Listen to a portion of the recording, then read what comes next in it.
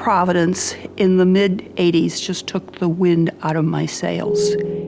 Empty streets, empty buildings. Most of the buildings were boarded up. You would drive through in the day and think, well, I don't want to go there.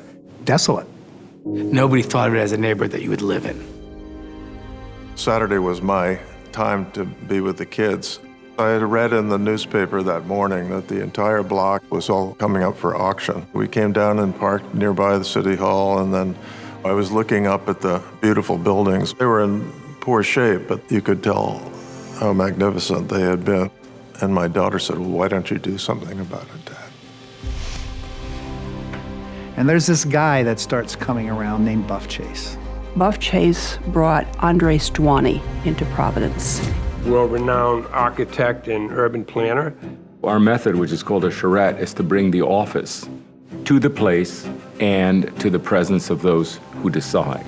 We invited the community in to give their thoughts about what to do with these buildings. Created this massive charrette that was really very inclusive.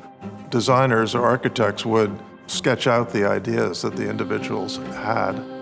You were there. You were invited. Whoa, well, that might work. And then one other designer comes over and says, well, what about if you do it that way? And it was a very active, participatory kind of exercise. Andres brought that spark. He reminded us how fantastic Providence is. Created buy-in from universities and colleges in the city. I think for the first time, the whole community began to think about what downtown could become. We raised the enthusiasm and consciousness, and then a lot of people got to work.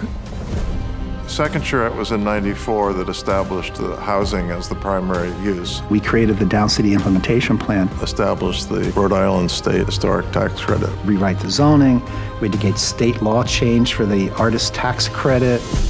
The potential that creative motors have to change place is enormous. It's about creating rich, fertile, supportive environments.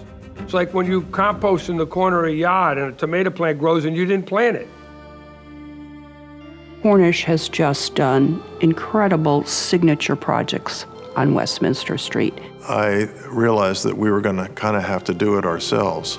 Let's take one block of Westminster Street, taking all the old uses out of the interiors of the buildings, rebuilding them in the inside, dealing with the historic infrastructure on the facades.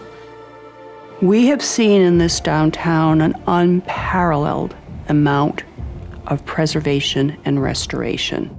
Just between you and me, we had no idea how to do it. We just had to try things. The moment that I knew downtown was changing was when the strip club turned into a barbecue joint. This can be a neighborhood. People living and working. The coffee house, going to the bar. It's a bookstore, it's a restaurant.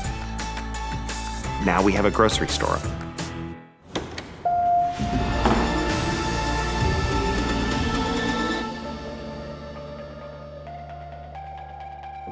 The thing about new urbanism, it's not about the individual building, it's about the buildings together and the environment that's created.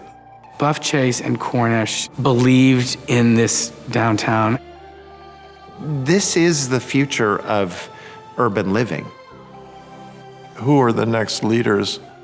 It's a movement that needs to continue.